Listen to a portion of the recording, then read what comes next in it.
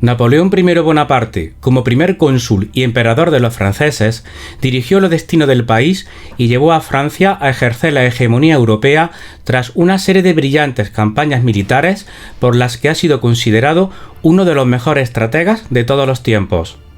Pero Napoleón también fracasó en numerosas ocasiones, en la campaña de Egipto y Siria, a pesar de que se descubrió la piedra de Rosetta, en la batalla de Trafalgar, en la batalla de Bailén y en la de Vitoria, en la campaña de Rusia, en la batalla de Leipzig y por último en Waterloo, donde se rindió a los británicos, quienes le deportaron a la lejana isla de Santa Helena.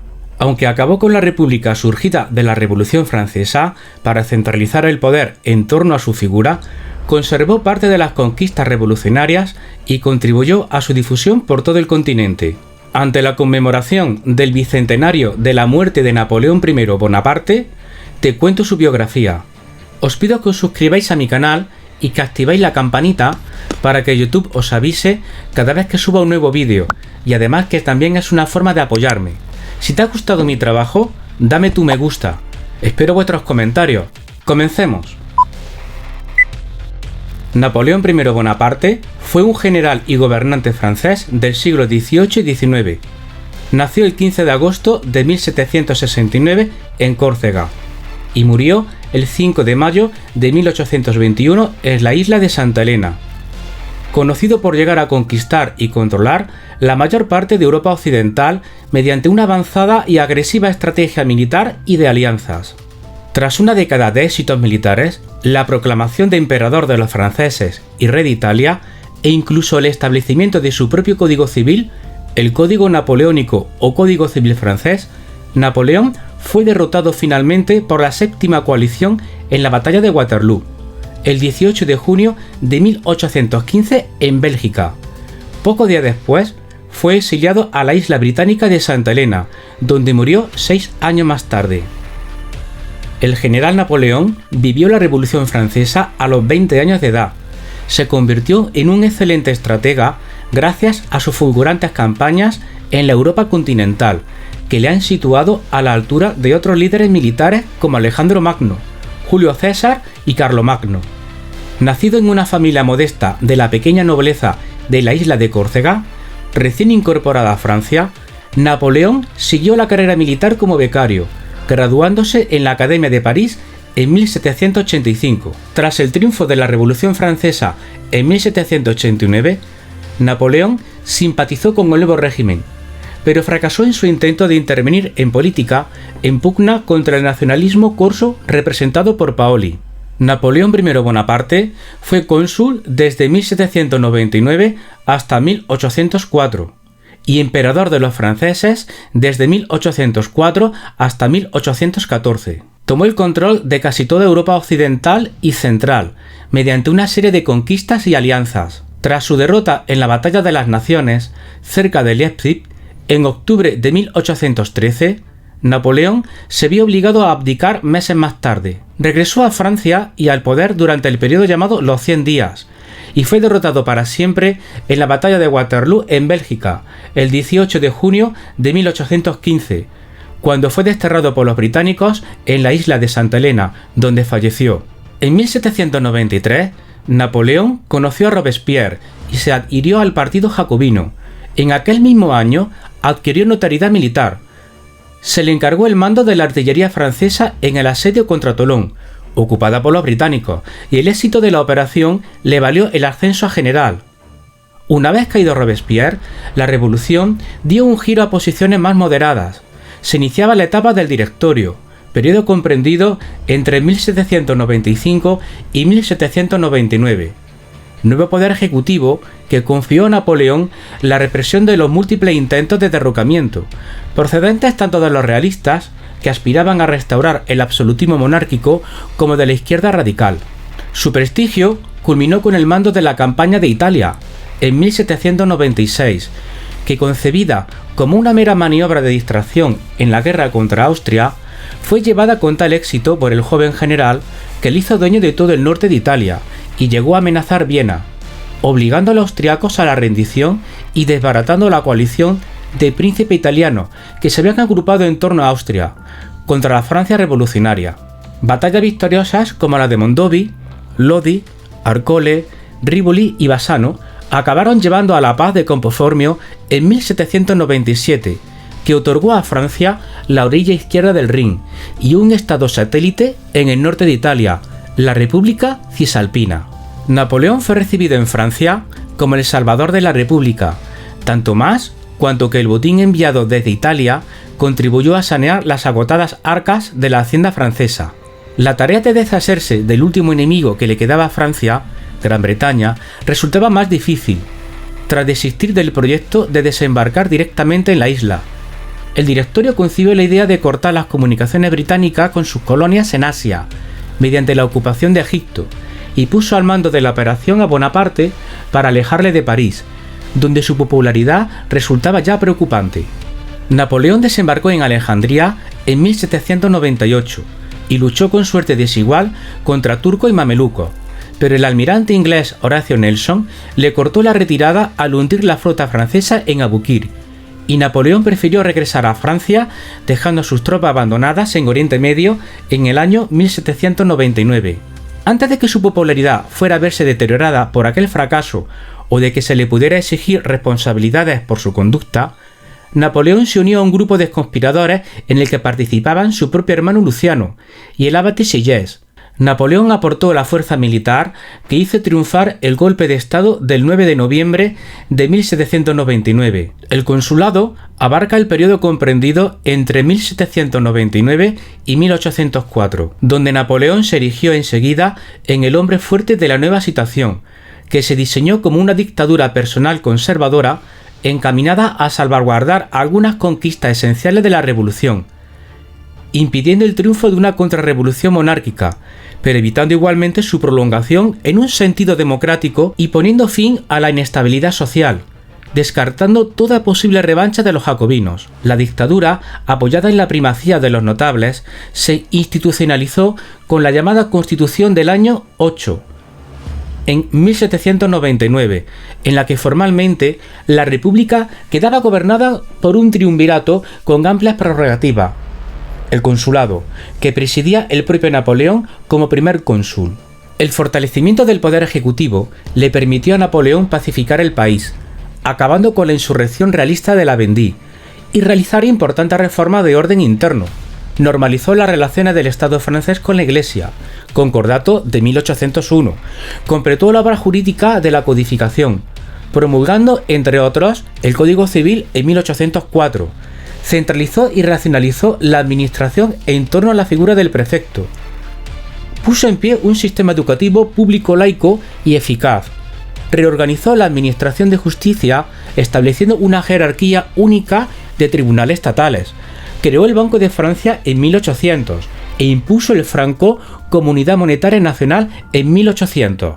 Estas reformas, en las que predominó un sentido racionalizador, uniformizador y estatista, moldearon las instituciones francesas con arreglo al principio de igualdad jurídica surgido de la Revolución. Una combinación de reformas militares y genio estratégico personal le permitió a Napoleón completar la obra en el exterior, venciendo de nuevo a los austriacos en la paz de Neuchâtel en 1801 y asegurando la hegemonía continental francesa en un reparto de esferas de influencia con Gran Bretaña, que conservaba el control de los mares. Paz de Amiens en 1802. El Primer Imperio abarca el periodo comprendido entre 1804 y 1814. Todos estos éxitos permitieron a Napoleón acentuar la orientación autoritaria de su gobierno, decretando primero el carácter vitalicio del consulado en 1802. En 1804, gracias a su inmenso prestigio, hizo aprobar una constitución a su medida que anulaba la República y configuraba un régimen centralista y autocrático, mucho más parecido a una monarquía hereditaria, el Imperio. Se conservaban, no obstante, algunas conquistas de la Revolución Francesa, como la igualdad de derechos ante la ley y las libertades civiles y políticas. El 2 de diciembre de 1804, Napoleón fue coronado emperador de los franceses. Aparte de constituir una respuesta a los intentos por restablecer en el trono francés a los Borbones, el imperio suponía un ideal de poder continental por encima de los estados nacionales. Efectivamente, apoyándose en el poder de sus ejércitos, Napoleón procedió a reorganizar el mapa de Europa en torno a una Francia fortalecida y extendida por múltiples adquisiciones territoriales: los Países Bajos, la costa alemana del Mar del Norte, la orilla izquierda del Rin, Cataluña, Piamonte, Génova, Toscana y Roma. El propio Napoleón se hizo coronar rey de un nuevo reino de Italia y situó a otros miembros de la familia Bonaparte como soberanos de estados satélites en Nápoles: el mariscal Joachim Murat, cuñado suyo; en España, José I Bonaparte; en Westfalia, Jerónimo Bonaparte; y en Holanda, temporalmente entregada a su hermano Luis Bonaparte. Napoleón reorganizó Suiza, convirtiéndola en un estado dependiente de Francia. Controló personalmente el estado creado en la costa dálmata bajo el nombre de provincias ilíricas, y reorganizó Alemania en 1806, estableciendo el protectorado francés sobre la llamada Confederación del Rin, en detrimento de la influencia de Austria, a la que venció en Hull y Austerlitz en 1805, y de nuevo en Graham en 1809, y de Prusia, vencida en Jena y Auderstadt en 1806. Tras vencer a Rusia en Friedland en 1807, le arrebató Polonia, creando en aquel territorio un gran ducado de Varsovia gobernado por el rey de Sajonia, aliado de Napoleón, e incluso consiguió que uno de sus generales, Jean-Baptiste Bernadotte, se hiciera con la corona de Suecia. Controlada la práctica totalidad de Europa occidental, el poderío naval de Gran Bretaña le impidió una vez más doblegar a este último enemigo. Batalla de Trafalgar en 1805. Napoleón intentó entonces rendir a Gran Bretaña mediante un bloqueo continental que la aislara de los mercados europeos. Decreto de Berlín en 1806, pero los perjuicios fueron mayores para los comerciantes europeos que para la economía británica. Aquel primer ensayo de unificación europea llevó a gran parte del continente las ideas e instituciones surgidas de la Revolución Francesa, extendiendo a otros países la dinámica de transformaciones políticas, económicas y sociales del liberalismo que habrían de marcar su entrada en la edad contemporánea. Las ambiciones napoleónicas, sin embargo, topaban con demasiados enemigos: nacionalistas, liberales, católicos, tradicionalistas y víctimas del bloqueo continental. La invasión de España en 1808 dio lugar a una insurrección permanente en la península ibérica, con una lucha guerrillera que absorbería grandes recursos humanos y financieros del imperio. El posterior intento de invadir Rusia en 1812 al 13 le permitió tomar Moscú, pero hubo de retirarse ante la estrategia rusa de tierra quemada y de rehuir las batallas decisivas. La retirada del gran ejército del emperador constituyó un desastre por el efecto combinado del clima, las grandes distancias y el acoso enemigo, iniciándose entonces el derrumbamiento del sistema napoleónico en 1813. Una gran coalición de todos los enemigos de Napoleón, con Rusia, Austria, Prusia y Gran Bretaña a la cabeza, acabó por consolidarse y derrotarle en la batalla de Leipzig en 1813. El emperador tuvo que retirarse hasta territorio francés, mientras veía esfumarse su anterior poderío en el resto de Europa. En 1814, los aliados completaban su avance tomando París, y Napoleón era obligado a abdicar. El Imperio de los 100 días fue en 1815. Mientras los aliados iniciaban la restauración del antiguo régimen en el Congreso de Viena, Napoleón era confinado en la isla mediterránea de Elba. Restablecida en Francia la monarquía borbónica en la persona de Luis XVIII, la arbitrariedad y el revanchismo de los vencedores causaron pronto descontento entre la población.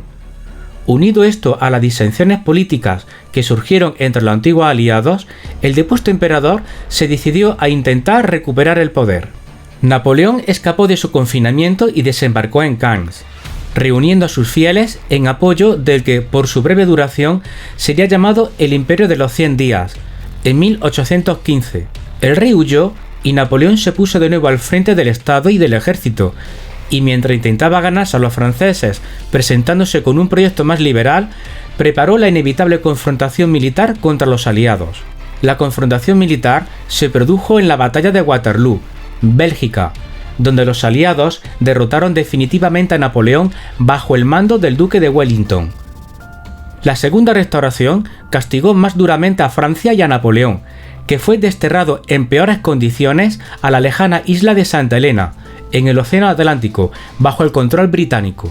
Napoleón permaneció en la isla de Santa Elena hasta su muerte, viendo deteriorarse su salud gradualmente, al tiempo que dictaba al conde de las Casas unas memorias en donde interpretaba su labor como un intento de continuar y consolidar la obra de la Revolución de 1789, añadiéndole una idea de orden y extendiéndola por el resto de Europa.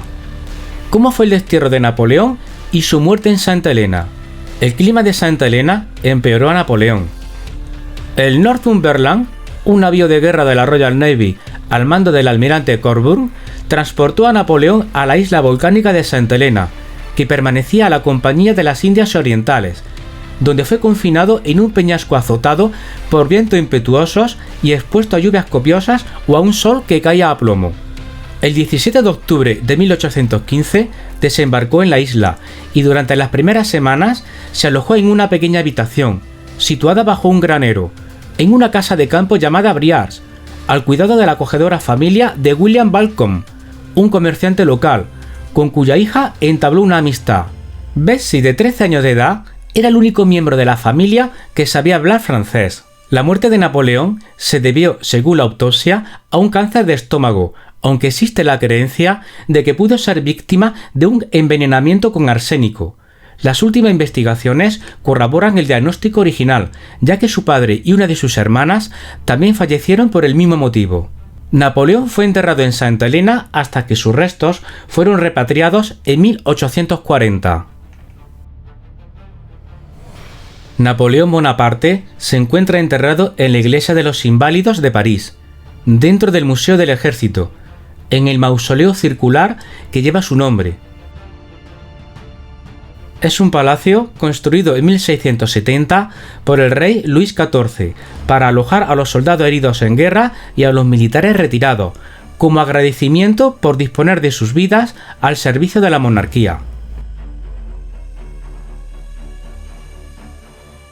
Bueno amigos, hasta aquí el vídeo de hoy. Os pido que os suscribáis a mi canal y que activéis la campanita para que YouTube os avise cada vez que suba un nuevo vídeo, y además que también es una forma de apoyarme. Si te ha gustado mi trabajo, dame tu me gusta. Espero vuestros comentarios. Nos vemos en el siguiente vídeo. Hasta pronto.